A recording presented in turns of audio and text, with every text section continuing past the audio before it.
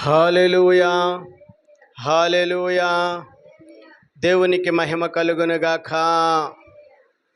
దేవునికి ప్రియమైన బిడ్డల సమయంలో వారము నుండి వారము వరకు కాచి కాపాడి మనలను సజీవుల లెక్కలలో ఉంచి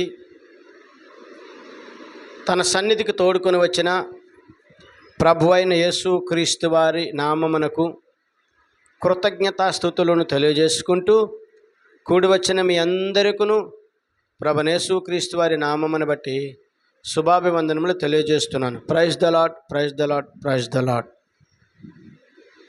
దేవునికి ప్రియమైన సమయంలో ఈనాటి ఉపవాస కూడుకు యొక్క అంశము ప్రార్థనకు వచ్చే అభ్యంతరాలు లేక అడ్డులు. నీవు ప్రార్థిస్తున్నావు, కానీ నీ ప్రార్థన దేవుని సన్నిధికి చేరడం లేదు. దేవుని సన్నిధికి చేరడం లేదు గనుక నీ ప్రార్థనకు జవాబు రావడం లేదు. నీ ప్రార్థనకు జవాబు రాలేదు గనుకనే నీ జీవితంలో ఆశీర్వాదాలను పొందుకోలేకపోతున్నావు.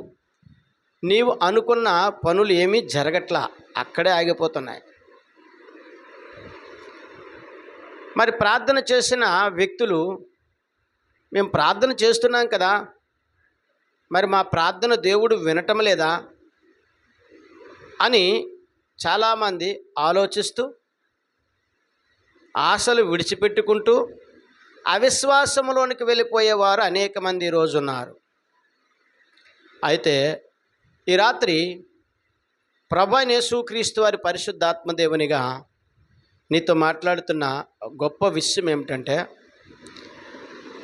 మొట్టమొదటిగా నీవు ప్రార్థించేటప్పుడు నిన్ను నువ్వు పరీక్షించుకో.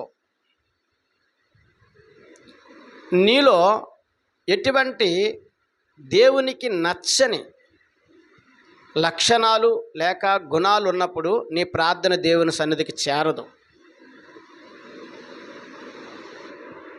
కనుకనే నీవు జీవితంలో ఆశీర్వాదాలను కోల్పోతున్నావు. ఆశీర్వాదం రాలేదు కదా అని అవిశ్వాసంలోనికి వెళ్ళిపోతున్నావు. దేవునికి ప్రియ సహోదరి సహోదరుడా, బైబిల్ గ్రంథంలో మరి హన్నాను మనము చూసుకున్నప్పుడు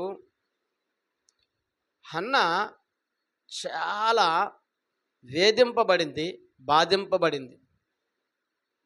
తనకు సంతానం లేనప్పుడు తన చెల్లెలనైనా పెనిన్నను తన భర్తకు భార్యగా ఇచ్చినప్పుడు ఇంకా తన చెల్లెలే తనను వేధించడం మొదలుపెట్టింది, బాధించడం మొదలుపెట్టింది, అవహేళన చేయడం మొదలుపెట్టింది, అపహాస్యం చేయడం మొదలుపెట్టింది అనేకమైన సూటిపోటి మాటలతో.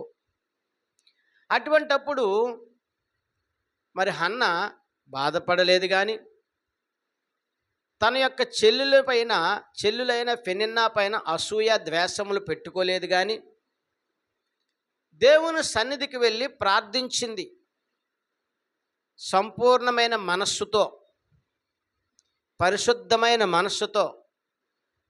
గనుకనే హన్నా ప్రార్థనను విన్న దేవుడు తనకు సంతానమునిచ్చాడు. దేవునికి మహిమ కలుగునుగాక. ఎందుకు? హన్నా తన చెల్లులపై అసూయ ద్వేషముతో కక్షతో ఉండి ప్రార్థన చేస్తే అన్న సంతానము పొందుకోలేదేమో, కానీ అలా చేయలేదు. ఆమె ఎటువంటి అసూయ ద్వేషాలు పెంచుకోలేదు, మనసులో కక్షలు ఉంచుకోలేదు.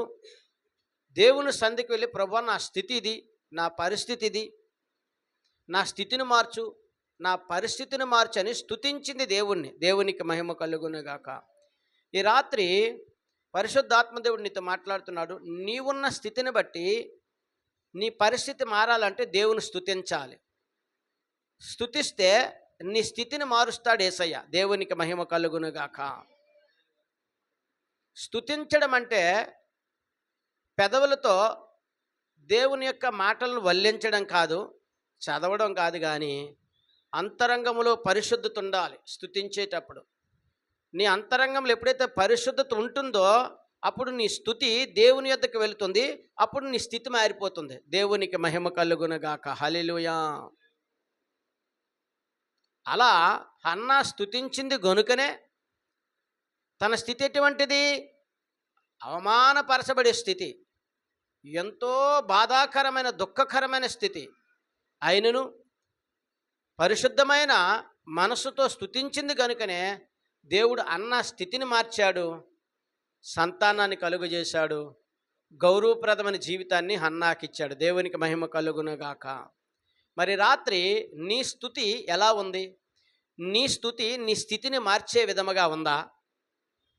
నీ స్థుతి నీ పరిస్థితిని మార్చే విధముగా ఉందా? ఉంటే ఖచ్చితంగా దేవుడు నీ ప్రార్థన వింటాడు. దేవునికి మహిమ కలుగునుగాక.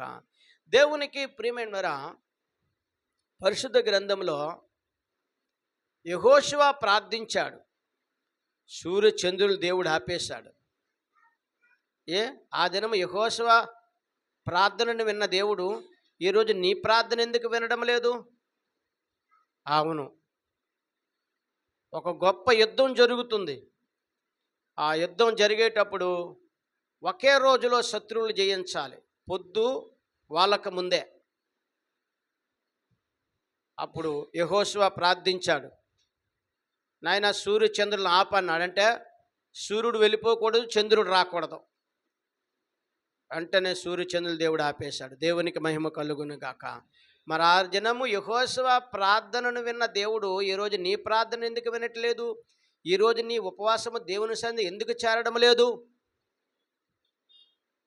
అలాగుననే యెహోషువ గ్రంథము 10వ అధ్యాయము 12వ వచనమును ధ్యానము చేద్దాము. పాత నిబంధన గ్రంథములో అవును అవును యెహోషువ ప్రార్థన చేసెను, సూర్యుడా నీవు గిబియోనులో నిలువు, చంద్రుడా నీవు లోయలో నిలువుము. జనులు తమ శత్రువుల మీద పగ సూర్యుడు నిలిచెను, చంద్రుడు ఆగెను. ప్రార్థన చేద్దాము. సకల ఆశీర్వచనములకు కారణభూతుడివైన యేసు ప్రభువా, నీ ఘనమైన నామానికే స్తుతులు స్తోత్రాలు, నీ సుందరమైన నామానికి లెక్కలేని వందనాలు. ఈ రాత్రికాల సమయంలో ఈనాటి ఉపవాస కూడిక ద్వారా నీ నామమును బట్టి స్తుతించాము ప్రభువా, గణపరిచామునైనా ఆరాధించాము. కేవలము నీ ఉచితమైన కృపచేత మాత్రమే. ఈ సమయంలో దీనదాసుడును కొద్ది నిమిషములు మీ దివ్యమైన దైవాకులు వితుడుకును వెదజలుటకును సంసిద్ధమై ఉండగా, దీనదాసు నన్ను జ్ఞాపకం చేసుకునండి, మీ సిలువ చాటు నన్ను మరుగుపరచండి.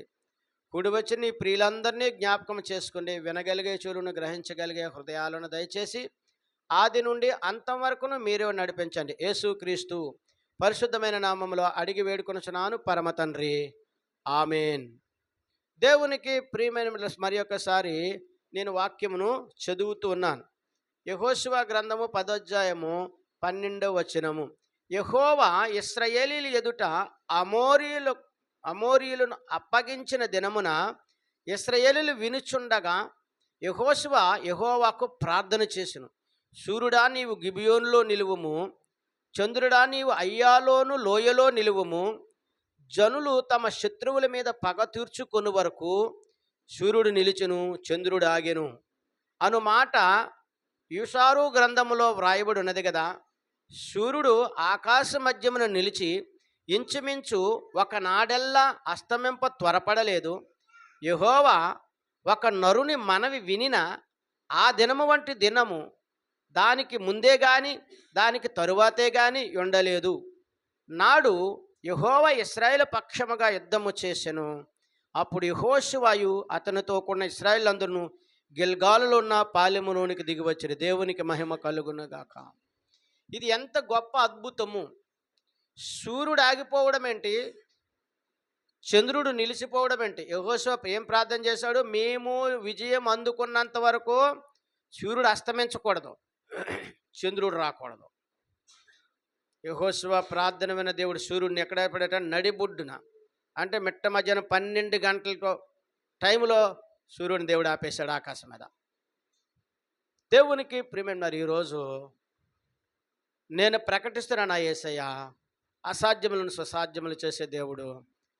నీవు నమ్మకం కలిగి హృదయశుద్ధిని కలిగి ప్రార్థిస్తే అంతకన్నా అద్భుతమైన కార్యాలు నువ్వు చూస్తావు. దేవునికి మహిమ కలుగును గాక. ప్రకృతిని స్తంభింపజేసేసింది యెహోషువ ప్రార్థన.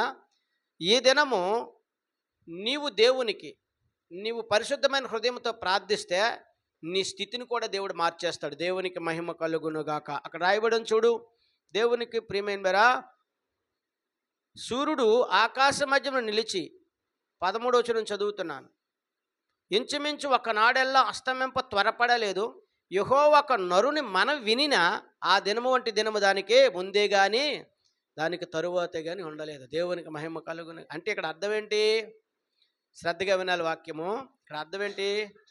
దేవుడు నరుల యొక్క స్వరమును వింటాడు, ప్రార్థన వింటాడని అర్థము. దేవునికి మహిమ కలుగును గాక. అంటే నీవును నేనును అట్టి విధముగా ప్రార్థిస్తే నీ స్వరము కూడా దేవుడు వింటాడు, నీ ప్రార్థన కూడా దేవుడు వింటాడు, నీ ప్రార్థన కూడా దేవుడు తన పాద సన్నిధికి చేర్చుకుంటాడు. యెహోషువ కూడా ఒక నరుడే కదా, అక్కడ రాయబడి ఉంది కదా, ఒక నరుడు ఆ చేసిన ప్రార్థన దేవుడు విన్నాడు. ఈరోజు నీవు చేసిన ప్రార్థన కూడా దేవుడు వినడానికే సిద్ధముగా ఉన్నాడు. దేవునికి మహిమ కలుగును గాక. అట్టి విధముగానే మరి ఇంకొక వ్యక్తి ప్రార్థించాడు, ఏలియా. ఏలియా ఎటువంటి ప్రార్థన చేశాడండి? అన్య జనుల సవాల్ చేస్తున్నాడు. మీరు ప్రార్థించండి, మీ దేవుని ప్రత్యక్షత ఏంటో చూపించండి, నా దేవుని ప్రత్యక్షత చూపిస్తానన్నాడు. ఏలియా ప్రార్థన చేస్తే ఆకాశం అగ్ని దిగిపోయింది. దేవునికి మహిమ కలుగును గాక.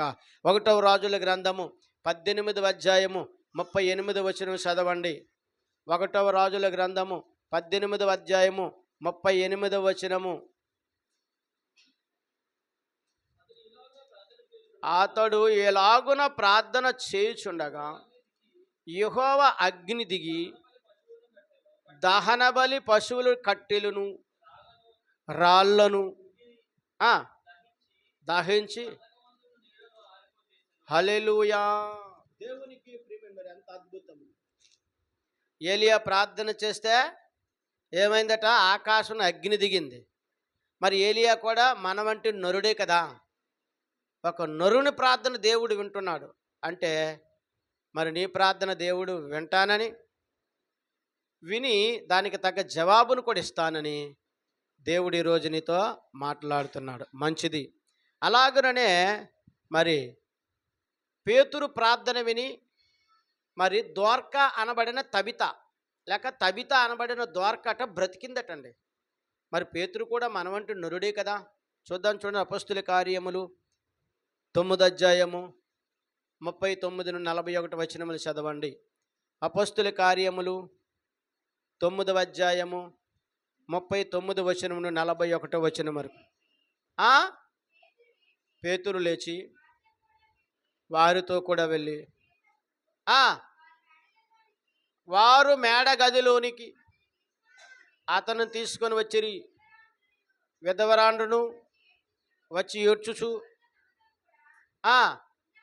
ఉన్నప్పుడు వస్త్రములను చూచుచు అతని ఎదుట నిలిచిరి. పేతురు అందరిని వెలుపలకు పంపి మోకాళ్ళుని ప్రార్థన చేసి తబితా లెమ్మనగా ఆమె కనులు తెరిచి లేచి కూర్చుని. హల్లెలూయా. ఈ దోర్కా అనబడే తబిత చనిపోయింది ఆవిడ. కానీ పేతురు వెళ్ళి ప్రార్థన చేస్తే బ్రతికింది. మరి పేతురు కూడా మనవంటి నరుడే. ఒక నరుని ప్రార్థన దేవుడు వినడానికి ఈరోజు ఉన్నాడు. ఒక మనుష్యుని ప్రార్థన దేవుడు వినడానికి ఉన్నాడు. ఒక మనుషుని యొక్క విన్నపము దేవుడు వినడానికి సిద్ధముగా ఉన్నాడు. అయితే మరి ఈరోజు మన ప్రార్థన దేవుని సంధికి చేరడం లేదు. ఈనాటి ఉపవాస కూడిక అంశం ఏంటండి? ప్రార్థనకు వచ్చే అడ్డులు, అభ్యంతరాలు. మరి ఆ దినము యెహోషువ ప్రార్థన దేవుడు విని సూర్యచంద్రులను ఆపేశాడు. ఏలియా ప్రార్థన విని ఆకాశం అగ్ని దించాడు. మరి పేతురు ప్రార్థన విని దోర్కా అనబడిన తబితాను కూడా, చనిపోయిన తబితాను బ్రతికించిన దేవుడు మరి దినాన్ని నీ ప్రార్థన ఎందుకు వినడం లేదు? నీ జీవితం అద్భుతాలు ఎందుకు జరగడం లేదు? చూద్దాం. దేవునికి ప్రియమైనవారా, నీ ప్రార్థన దేవుని సన్నిధికి చేరడం లేదంటే దానికి 10 కారణాలు ఉన్నాయి. ఈ 10 కారణాలు నీలో ఒకవేళ ఉంటే, ఏవైనా ఉంటే, వాటిని నువ్వు తీసుకొని ప్రార్థిస్తే ఫ్రాక్షన్ ఆఫ్ సెకండ్లో నీకు దేవుడు నీ యొక్క జీవితంలో అద్భుతాలు చేస్తాడు. దేవునికి మహిమ కలుగును గాక. హల్లెలూయా. వీళ్ళందరూ కూడా దేవునికి నచ్చిన ప్రార్థన చేశారు, హృదయ శుద్ధి కలిగిన ప్రార్థన చేశారు కనుకనే గొప్ప అద్భుతాలు చూశారు. వారి ప్రార్థనకు జవాబులు పొందుకున్నారు. మరి ఈరోజు నీ ప్రార్థనకు జవాబు రావాలి అంటే ఈ 10 కారణాలు ఒకవేళ నీలో ఉన్నాయేమో, వాటిని నువ్వు తీసుకుంటే ఖచ్చితంగా నీవు ఆశీర్వదింపబడతావు. నంబర్ 1, హృదయములో పాపము, ద్వేషము, గర్వము ఉండకూడదు. నీవు అర్పిస్తున్న స్థుతి నీ స్థితిని మార్చాలంటే నీ హృదయం ఏముండకూడదు? 1 పాపము, 2 ద్వేషము, 3 గర్వం ఉండకూడదు. ఈ 3 ఎప్పుడైతే నీ అంతరంగంలో ఉన్నాయో నీ ప్రార్థన దేవుని సన్నిధికి చేరదు. ఒకవేళ ఇంతవరకు నీ ప్రార్థన చేరలేదంటే ఒకవేళ నీ హృదయంలో ద్వేషం ఉందేమో, పాపం ఉందేమో, గర్వం ఉందేమో నువ్వు పరిశీలన చేసుకో. ఉంటే వాటిని తీసుకుంటే నీ ప్రార్థన దేవుని సన్నిధికి చేరుతుంది. అంతే కదండి. ద్వేషం ఉంటే, గర్వం ఉంటే, పాపం ఉంటే హన్నా ప్రార్థన దేవుని సన్నిధికి చేరుతుందా? తన చెల్లెలైన పెనిన్న మీద ద్వేషం పెంచుకుంటే, తన చెల్లెలైన పెనిన్నను చూసి నేను చేస్తేనే నువ్వు నా భర్తకు భార్యగా వచ్చావని మరి గర్విస్తే సంతానము పొందుకోలేదేమో. కానీ అలా చేయలేదు కనుకనే తను గొప్ప సంతానాన్ని పొందుకుంది. దేవునికి మహిమ కలుగునుగాక. నంబర్ 2 పాయింట్ ఏంటంటే, ఇతరులతో క్షమించే మనస్సు లేకుండా వారిలో సరైన సంబంధం లేకుండుట. అంటే ఇతరులతో మనకి క్షమించే గుణం ఉండాలి. ఎక్స్క్యూజింగ్. ప్రతిదానికి ఇతరులను దెప్పు పొడుపు మాటలు మాట్లాడడము, గతించిపోయిన వాటిని మరలా జ్ఞాపకం చేయడము, వారిని బాధించే, వేధించే మాటలు ఉంటే నీ ప్రార్థన దేవుని సన్నిధికి చేరదు. ఇతరులను క్షమించే మనస్సు లేకుండా, వారిలో సరైన సంబంధం లేకపోతే, వారితో సరైన సంబంధము, ఇతరులు క్షమించే మనసు లేకపోయినా వారితో నీకు సరైన సంబంధము లేకపోతే నీ ప్రార్థన దేవుని సన్నిధికి చేరదు. ఎవరితో చూసినా గొడవలు, ఎవరితో చూసినా అల్లర్లు, ఎవరితో చూసినా ద్వేషాలు ఉంటే నీ ప్రార్థన అలా దేవుని సన్నిధికి వెళ్తుంది? ఉండదు. మరి ఎవరిని చూసినా క్షమించలేని గుణము నీకు లేకపోతే, ఎవరిని చూసినా అసూయ కలిగే బుద్ధి ఉంటే నీ ప్రార్థన దేవుని సన్నిధికి చేరదు. దేవునికి మహిమ కలుగును గాక. మరి 3వది చూసినప్పుడు దైవ వాక్యాన్ని వినకుండా చెవిని తొలగించుకొని హేయమైన కృత్యాలతో, బలత్కారంతో, కీడుతో నింపుకోవడము. దేవుని వాక్యము దేవుని వాక్యము వినకపోతే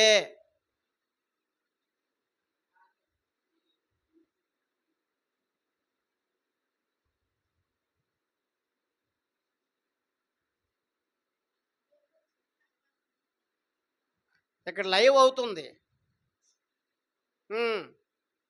చెప్పండి లైవ్ అవుతుందని. వాళ్ళకి తెలియదు కాబట్టి చెప్పండి, లైవ్ అవుతుందమ్మా అక్కడ కూర్చొని చెప్పండి. ఏంటి మీరేం మూగజీవాల్లో కొంటారో నేను చెప్పుకోవాల్సి వస్తుంది. హల్లెలూయా. దేవునికి ప్రియమైన సమయంలో 3వ కారణము, 3వ అడ్డు ఏంటంటే దైవ వాక్యాన్ని వినకుండా చెవిని తొలగించుకోవడము. అంటే దేవుని వాక్యం చాలామంది విన్నట్టుగా ఉంటారు కానీ వినరు, అసలు చెవిలోకి ఎక్కించుకోరు, వాక్యానుసారం జీవితములు ఉండవు. కానీ గొప్పలు మాత్రం చాలా చెబుతూ ఉంటారు. ఈ చెవిలోకి వాక్యం వెళ్ళదో సరికదా, హేయమైన కృత్యాలు, అసహ్యమైన పనులు, సరికదా బలత్కారంతో, కీడుతో నింపేసుకుంటారు వారి హృదయాలని. మరి అటువంటి వారి ప్రార్థన ఎందుకు వెళ్తుంది దేవుని సన్నిధికి? నువ్వు హేయమైన కృత్యాలు చేస్తున్నావు, అందరికీ కీడు తలపెట్టాలని ఆలోచిస్తున్నావు, ఏమండి దైవవాక్యాన్ని అసలు వినడం లేదు. చాలామంది దేవుని వాక్యం చెబుతుంటే ఎక్కడో ఉంటారు వాళ్ళు, ఏమండి ఆ పాస్టర్ గారు చెప్తే మాకు వాక్యం నచ్చదండి. ఏ పాస్టర్ గారైనా దైవ గ్రంథంలో వాక్యమే చెబుతున్నాడు. దేవునికి మహిమ కలుగునుగాక. దేవుని వాక్యాన్ని వినకుండా చెవును తొలగించుకునే వారి ప్రార్థన కూడా దేవుని సంధి చేరదు. హేయమని కృత్యాలు చేసేవారి ప్రార్థన దేవుని సంధి చేరదు. కీడును తలపెట్టేవారి ప్రార్థన కూడా దేవుని సంధి చేరదు. దేవునికి మహిమ కలుగునుగాక. నువ్వు దేవుని సన్నిధిలో ఎలాగున్నావో వెలుపటికి వెళ్ళినప్పుడు అలాగే ఉండాలి నీ జీవితము. అంతేగాని దేవుని సన్నిధి కొంచెం పరిశుద్ధత పాటించి వెలుపటికి వెళ్ళినప్పుడు అపరిశుద్ధత పాటిస్తే అది హేయమైన కృత్యాలు కానీ ప్రార్థన దేవుడు వినడు. 4వది చూసినప్పుడు మారు మనసు పొందవలసిన వాటి యందు మారు మనసు పొందకపోవటము. 4వ కారణం ఏంటండి? మారు మనసు పొందవలసిన వాటి యందు పొందకపోవటము. ఏంటి? ఇప్పుడు నీకు ఒక చెడు గుణం ఉంది, అది ఏదైనా ఒక చెడు గుణము, అదొక త్రాగుబోతుతనం అవ్వచ్చు, తిండిబోతుతనం అవ్వచ్చు, జోదం అవ్వచ్చు, వ్యభిచారం అవ్వచ్చు, దొంగతనం అవ్వచ్చు, అబద్ధాలు అవ్వచ్చు, వేషధారణ అవ్వచ్చు. మరి వీటి యందు దేవుడు ఏం చెప్పాడు? మారు మనసు కలిగి ఉండాలి కదా. వాటిని నువ్వు తీసుకోలేదు నీ అంతరంగంలో నుంచి, నీకు మారు మనసే లేదు. మరి మారు మనసు లేనప్పుడు నీ ప్రార్థన దేవుని తందుకు ఎందుకు వెళ్తుంది? దైవవాక్యుడు బోధిస్తుంది కదా, మారు మనస్సు పొందవలసిన వాటి యందు మారు మనసు పొందకపోవటం వల్ల నీ ప్రార్థన దేవుని సంధి చేరడం లేదు. మరి నీవేమనుకుంటున్నావు? నేను ప్రార్థన చేస్తున్నాను 24/7, నా ప్రార్థన దేవుడు వినలేదు, నా ప్రార్థన దేవుడు వినడో. ఎందుకు వింటాడు? నీ అంతరంగంలో మారు మనసు లేదు కదా, విడవలసిన వాటిని విడవలేదు కదా, అంతరంగంలో విరిగి నలిగిన హృదయం లేకుండా జీవిస్తున్నావు కదా. నువ్వు ఎప్పట్లాగే ఉన్నావు. దేవునిలోనికి వచ్చినప్పుడు ఎలా ఉన్నావో, దేవునిలోకి రాకముందు ఎలా ఉన్నావో అలాగనే ఉన్నావు.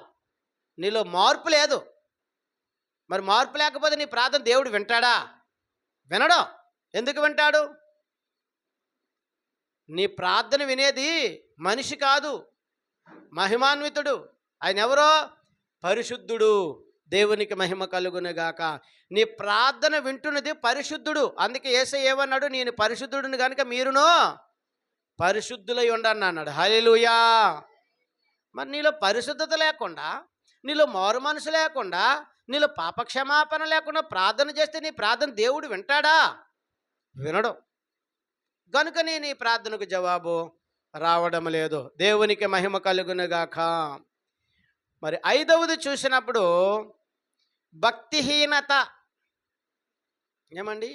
నీలో భక్తిహీనత ఉన్న దేవుడు నీ ప్రార్థన వినడు. భక్తిహీనత అంటే ప్రజలకి కనబడినట్టు భక్తి చేస్తారు, కానీ దేవుని దృష్టిలో అది భక్తి కాదు. ఇప్పుడు మీకు కనబడినట్లు నేను ప్రసంగాలు చేస్తున్నాను, కానీ నాకు మారు మనసు భక్తి లేదు. ఏమండి? నాకు భక్తి లేదు, మీకు మాత్రమే చెబుతున్నాను నేను. దాన్ని ఏమంటారు? భక్తిహీనత. అంటే ఇతరులకు చెబుతాము, మనం పాటించము. ఇతరులకు బోధిస్తాము, మనం దానిని భక్తిహీనత అంటారు. మరి అటువంటి భక్తిహీనత ఉంటే దేవుడు నీ ప్రార్థన వినడు కదా. ప్రియ సహోదరి సహోదరుడా, నీలో భక్తిహీనత ఉంది. ఆ భక్తిహీనతను ఒకవేళ నువ్వు తీసేసుకుంటే, ఒకవేళ ఉందేమో ఈరోజు వ్యక్తిగతంగా పరిశీలన చెయ్యి. నీలో భక్తిహీనత ఉందేమో, నీలో వేషధారితనం ఉందేమో, నువ్వు ఇతరులకే బోధిస్తున్నావు కానీ నీకు నువ్వు బోధించుకోవట్లేదేమో, పెద్ద సీనియర్ క్రైస్తవురాలుగా చలామణి అయిపోతున్నావేమో, కానీ దేవుడిని ప్రార్థన వినడు. దేవునికి మహిమ కలుగునుగాక. మరి 6వది చూసినప్పుడు ఇతరమైన పనులతో తీరుకు లేకుండా ఉన్న నీ ప్రార్థన దేవుడు వినడు. ఇతరమైన పనులు దేవునికి ఇవ్వాల్సిన సమయం దేవునికి ఇవ్వరు. ఇతర పనులు నిమగ్నమైపోతారు. ఇతర పనులు చాలా ఇంట్రెస్ట్గా ఉంటారు, కానీ దేవునికి ఇవ్వాల్సిన సమయం ఇవ్వరు కనుక నీ ప్రార్థన దేవుడు వినడు. దేవునికి మహిమ కలుగునుగాక. యేసు ప్రభువారు ఆ బేతానియా గ్రామంలోనికి వెళ్ళినప్పుడు అక్కడ లాజరు యొక్క ఇద్దరు అక్కలు సహోదరులు ఉన్నారు. ఎవరు వారు? మార్తా, మరియా. మరి మార్తా, మరియలకు ఒక వార్త అందింది. ఏంటంటే ఈరోజు యేసు ప్రభువారు మీ ఇంటికి వస్తారట. అనగానే ఇంకా మార్తా విస్తారమైన పనులు పెట్టేసుకుందట. విస్తారమైన పనులు పెట్టేసుకుంది. ఎందుకు? దేవుని మెప్పించాలని, యేసయ్యని మెప్పించాలని, యేసయ్య మెప్పు పొందాలని.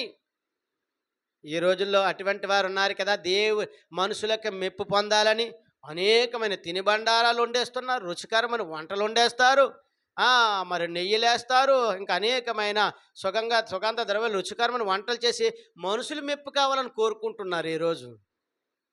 అటువంటి వారు అందరూ తిండిపోతులే. తిండిపోతులు పరలోకరాజ్య వారసులు కాదు. దేవునికి మహిమ కలుగునుగాక. దేవునికి ప్రియమైన వారు ఇతరమైన పనులతో తిరుగు లేకుండా ఉంటే నీ ప్రార్థన దేవుని సంధికి చేరదు కదా.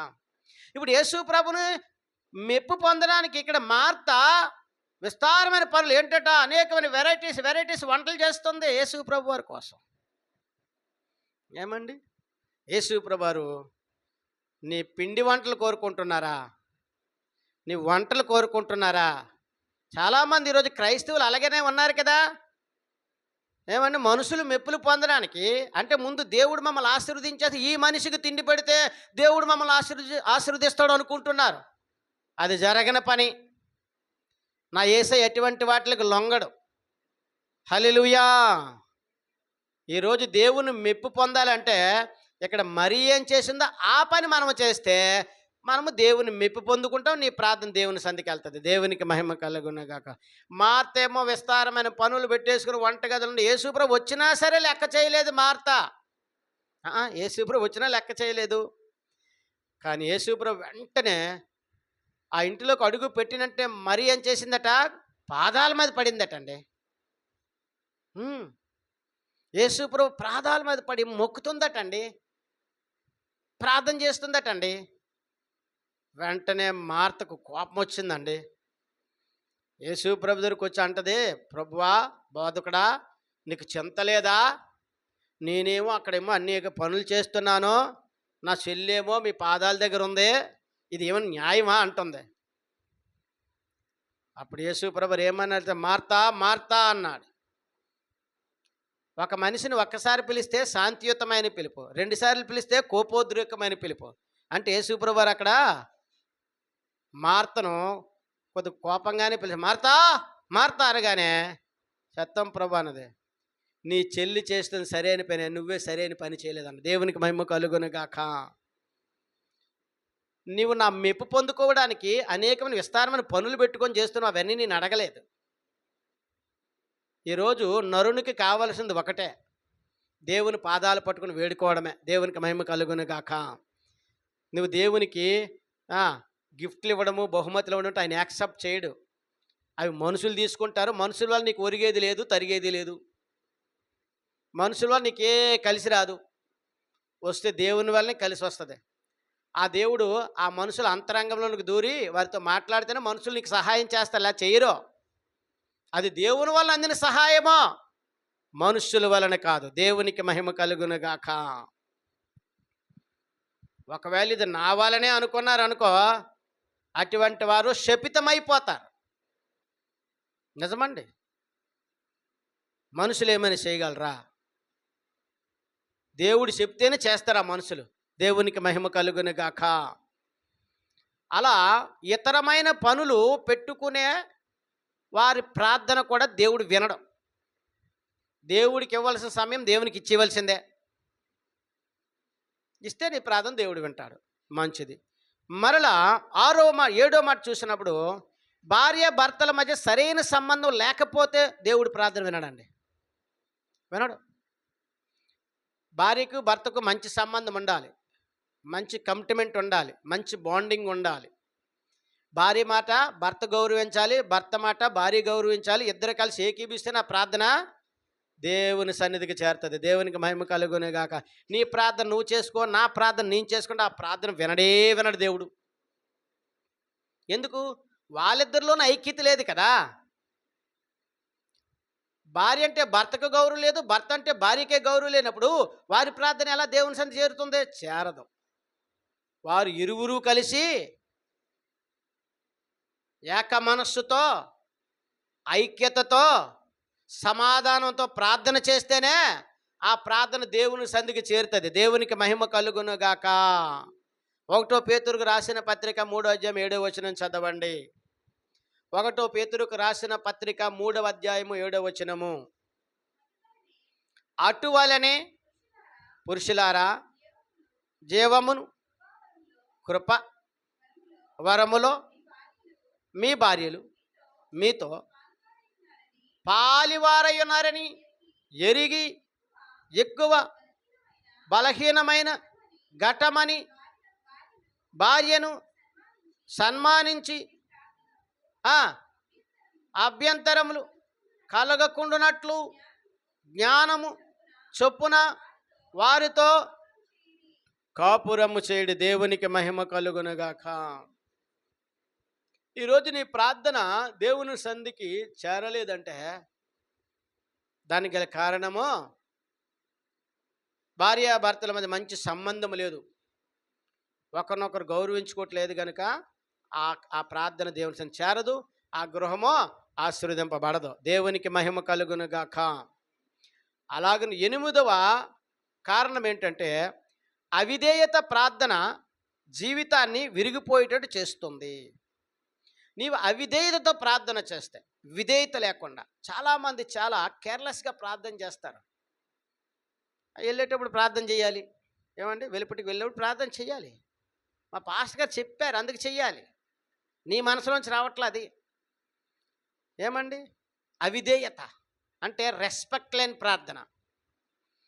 దేవుని యందు విధేయత కలిగి నువ్వు ప్రార్థన చేయట్లేదు, అవిధేయతతో ప్రార్థన చేస్తున్నావు.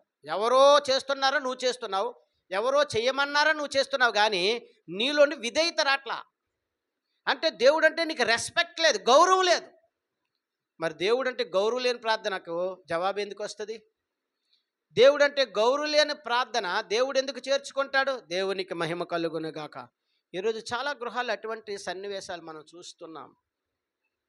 అటువంటి ప్రార్థనకు దేవుడు జవాబు ఇవ్వడు. దేవునికి మహిమ కలుగునుగాక. 9వ మాట చూసినప్పుడు దేవుని వైపు చూడడం కంటే మనుషుల వైపు చూడడం వల్ల కూడా ప్రార్థన జవాబు రాదు. హల్లెలూయా. నీవు దేవుని వైపు చూడు. ఏమండి నీకు ఇప్పుడు ఆశీర్వాదం అవసరము, నీకు ఒక పెద్ద ఆపద వచ్చింది, ఆపదను నువ్వు బయటపడాలి, నువ్వు ముందు దేవుని వైపు చూడు. కానీ ఈరోజు ఎవరి వైపు చూస్తారో? మనుషుల వైపు చూస్తారు. దేవునికి మహిమ కలుగునుగాక. మనుషుల వైపు చూస్తే నీ ప్రార్థన దేవుని సన్నిధికి చేరదు. ముందు నీకు వచ్చిన ఆ బాధను బట్టి, ఆ శ్రమను బట్టి, ఆ ఆపదను బట్టి నువ్వేం చేయాలి? దేవుని వైపు ముందు చూడాలి. ప్రభువా, ఈ ఆపద వచ్చింది, ఈ ఆపద నుండి తప్పించు, ఈ శ్రమ వచ్చింది, ఈ శ్రమ నుండి తప్పించు, ఈ ఇబ్బంది కలిగింది, ఈ ఇబ్బంది నుండి తప్పించు అని ముందు ఆయన వైపు చూడాలి. ఆయన వైపు చేతులెత్తి ప్రార్థించు, ఆయన సంధిలో మోకరించి ప్రార్థించు. అప్పుడు నీకు నీ ప్రార్థనకు జవాబు వస్తుంది, నిన్ను దేవుడు ఆశీర్వదిస్తాడు. అంతేగాని శ్రమ వచ్చిందని, కష్టం వచ్చిందని, ఆపద వచ్చిందని ముందు మనుషుల వైపే చూస్తారండి. అటువంటి ప్రార్థనలు దేవుడు వినడండి. మనుషులు ఏమైనా సహాయం చేశారంటే దేవుని వల్లే కదా. ముందు దేవుణ్ణి అడుగు, ప్రభువా నిన్ను స్తుతిస్తున్నాను, నా స్థితిని మార్చు అని దేవుణ్ణి అడుగు, దేవుడు ఇస్తాడు. మనుషుల వైపు చూడకండి. అటువంటి అనుభవాలు ఎన్నో చూసుకుంటూ వస్తున్నాము. ఎటువంటి కష్టంలోనైనా, ఎటువంటి ఆపద వచ్చినా, ఎటువంటి శ్రమ వచ్చినా, ఎటువంటి దుఃఖం కలిగినా ముందు దేవుని సన్నిధిలో చెప్పుకోవడం అనేది అలవాటు చేసుకోండి. పాస్టర్ డేవిడ్ అలాగే చెప్తాడు, ఏ చిన్నది కలిగినా ముందు దేవుని సన్నిధికి దేవునితో మాట్లాడతాను, నేను ముందు దేవునితో డిస్కస్ చేస్తాను, నా విన్నపాలన్నీ దేవునికి వినిపిస్తాను, నా కష్టాన్ని దేవునికి చెబుతాను, నా శ్రమను దేవునికి చెప్తాను, నా ఆపదను దేవునికి చెప్తాను. దేవునితో మాట్లాడు, దేవుని వైపు చూడు, మనుషుల వైపు చూడొద్దు. ఈరోజు మనుషులు నిన్ను పొగుడుతారు, అదే మనుషులు నిన్ను హీనపరుస్తారు. అటువంటి సందర్భాలు ఎన్ని లేవండి భూమి మీద? ఏమండి? అటువంటి సందర్భాలు ఎన్నో చూసుకొస్తున్నాం మనము. ఈరోజు నిన్ను పొగిడే నోరే రేపు నిన్ను తిట్టే నోరుగా ఉంటది. ఏమండి? ఎంతెంతో ప్రశంసించేస్తారు. ఆ ప్రశంసించిన మనుషులే పరువు తీసేస్తూ ఉంటారు. దేవునికి మహిమ కలుగును గాక. అటువంటి మనుషుల వైపు నువ్వు చూడొద్దు. దేవుని వైపు చూడు.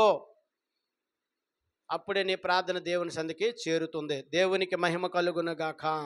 అలాగుననే 10వ మాట ఏంటంటే, కోపము మనస్సులో ఉంచుకొని పెదవులతో అపవిత్రమైన మాటలు మాట్లాడి ఇతరులతో గొడవలు పడి నీచకార్యములు చేస్తూ ప్రార్థిస్తే జవాబు పొందలేరు. మొట్టమొదటి ఏంటంటే, కోపం మనసులో ఉంచుకోకూడదు. నువ్వు ప్రార్థన చేసినప్పుడు ఎటువంటి ద్వేషము నీ మనసులో ఉండకూడదు. అటువంటి ద్వేషము కోపం ఉంటే నీ ప్రార్థన దేవుని సంధికి చేరదు. రెండవది చూసినప్పుడు పెదవులతో అపవిత్రమైన మాటలు మాట్లాడకో. ఏమండి? ప్రార్థన చేసి నోటితో అపవిత్రమైన మాటలు మాట్లాడతావు. అపవిత్రమైన మాటలు అంటే ఈ ప్రజలు ఏమనుకుంటున్నారంటే, అపవిత్రమైన మాట అంటే ఇతరుల మీద అపనిందలు మోపడం కూడా అపవిత్రమే. ఇతరుల మీద చాడీలు చెప్పడం అపవిత్రమే. ఇతరుల మీద లేనిపోను పుట్టించడం అపవిత్రమే. అటువంటి వారి ప్రార్థన దేవుని సంధికి వెళ్తుంది. వారి పెదాలు అపవిత్రమైపోయాయి. ఎప్పుడు ఇతరుల మీద మొన్నేద్దాం, ఇతరుల మీద బురద జల్లుదాం, ఇతరులు అవమానపరుద్దామనేసి ఇతరుల మీద అనేక మాటలు చెప్పుకుంటూ వెళుతున్న వారి యొక్క పెదాలు ఏమైపోతాయట? అపవిత్రమైనవి కనుక అటువంటి అపవిత్రమైన పెదాలతో ప్రార్థన చేస్తే నీ ప్రార్థన దేవుని సంధి చేరదు. దేవునికి మహిమ కలుగును గాక. మరి మూడవది చూసినప్పుడు ఇతరులతో గొడవలు పడడము, నీచ కార్యాలు చేస్తే అంతకన్నా ప్రార్థన దేవుని సంధి చేరదు. ఇతరులతో ఎక్కువగా గొడవలు పడుతూ ఉంటారు. చీటికి మాటికి సూటిపోటి మాటలు. ఏమండి? గొడవలకే చూస్తూ ఉంటారు, అల్లర్లకే చూస్తూ ఉంటారు. అటువంటి వారి ప్రార్థన దేవుని సన్నిధికి చేరదు. దేవునికి మహిమ కలుగును గాక. నేను ప్రకటిస్తున్న నా యేసయ్య వెలుపటిని చూసి సంతోషించే దేవుడు కాదండి, అంతరంగము చూసి సంతోషించే దేవుడు. దేవునికి మహిమ కలుగును గాక. నేను ప్రకటిస్తున్న నా యేసు ప్రభు నిన్ను బాహ్యమైన రూపమును చూసి ఆయన సంతోషించడు. నీ అందాన్ని చూసి ఆయన సంతోషించడు. నీ వస్త్రధారణను చూసి ఆయన సంతోషించడు. నీ నగల అలంకరణ చూసి ఆయన సంతోషించడు. నీ అంతరంగం చూసి సంతోషిస్తాడు ఆయన. దేవునికి మహిమ కలుగును గాక. నీ అంతరంగము పరిశుద్ధమైనదైతే, నీ అంతరంగము శుద్ధమైనదైతే ఆయన నీ ప్రార్థనలన్నిటికీ జవాబిస్తాడు. అంతరంగం ఎవరికి తెలుసండి? మనుషులకు తెలుసా? ఏమండి?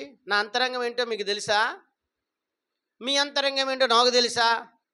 ఇప్పుడు ప్రసంగం చేసుకుంటూ మీ మీద ఏదో ఊహించుకుంటున్నానేమో నేను, లేకపోతే ప్రసంగం వింటూ మీరు నా మీదే ఊహించుకుంటున్నారేమో నీకు తెలీదు, నాకు తెలీదు. కానీ నిన్ను నన్ను నడిపిస్తూ మన మధ్యన పరిశుద్ధాత్మదేవునిగా సంచారం జరుగుతున్న యేసయ్యకు తెలుసు. దేవునికి మహిమ కలుగును గాక. నీ అంతరంగము నా అంతరంగము. అందుకే ప్రభువైన యేసుక్రీస్తు వారు అంటారు, ఈ అంతరంగాన్ని పరిశుద్ధముగా ఉంచుకోండి, పరిశుద్ధత కలిగి ప్రార్థించండి, హృదయ శుద్ధి కలిగి ప్రార్థించండి. అప్పుడు మీ ప్రార్థనలు నా సన్నిధికి చేరుతాయి. నా పాద సన్నిధికి చేరితే మీ ప్రార్థనలన్నింటికి నేను జవాబులు ఇస్తానని ప్రభువైన యేసుక్రీస్తు వారు ఈరోజు నీతో మాట్లాడుతున్నారు. అలాగనే ప్రియ సహోదరి సహోదరుడా, అటువంటి హృదయం కలిగి ప్రార్థించింది గనుకనే హన్న ఆ గొప్ప దుఃఖములో ఉన్న గొప్ప సంతానాన్ని పొందుకోగలిగింది. అటువంటి హృదయ శుద్ధి కలిగి ప్రార్థించారు. యెహోషువ సూర్యచంద్రులను ఆపగలిగాడు ప్రార్థించి. అటువంటి ప్రార్థన హృదయ శుద్ధి కలిగి ప్రార్థన చేశాడు. కానీ ఏలియా ఆకాశం అగ్నిని దించగలిగాడు. అటువంటి హృదయ శుద్ధి కలిగిన ప్రార్థన చేశాడు కనుకనే పేతురు గారు మరి చనిపోయిన ద్వారకా అనబడిన తబితాను బతికించగలిగాడు. హల్లెలూయా. అటువంటి హృదయ శుద్ధి కలిగిన ప్రార్థన నీవు నేను చేయగలిగితే మన జీవితంలో అద్భుతాలు, మన కుటుంబంలో అద్భుతాలు చూస్తాం. అటువంటి అద్భుతాలు చూడాలని మనమందరం ప్రార్థన చేద్దాం. పరిశుద్ధాత్మ దేవుడిచ్చిన మాటలు దీవించి ఆశీర్వదించునుగాక. ఆమెన్. ప్రార్థన. సకల ఆశీర్వచనములకు కారణభూతుడివైన మా యేసు ప్రభువా, నీ ఘనమైన నామానికి స్తుతులు స్తోత్రాలు, నీ సుందరమైన నామానికి లెక్కలేని వందనాలు. ఈ రాత్రికాల సమయంలో ఈనాటి ఉపవాస కూడికి ద్వారా నీ నామను బట్టి ప్రభువా అమోఘమైన మాటలు మాట్లాడారు తండ్రి. నాయనా, మీరు మాట్లాడిన ప్రతి మాటను మా హృదయం అనే పలక మీద స్పష్టముగా వ్రాసుకొని తండ్రి నీ మాటను బట్టి మేము జీవించడానికి సహాయం దయచేయండి. నీవిచ్చిన ఈ 10 తండ్రి ప్రభా అడ్డులు మాలో ఉంటే వాటిని తొలగించుకొని నాయనా మా ప్రతి ప్రార్థన ఈ పాదశను చేర్చుకోండి. తొలగించుకుంటూ సహాయం దయచేయండి. యేసుక్రీస్తు పరిశుద్ధమైన నామములో అడిగి వేడుకొనుచున్నాను పరమ తండ్రి. ఆమెన్.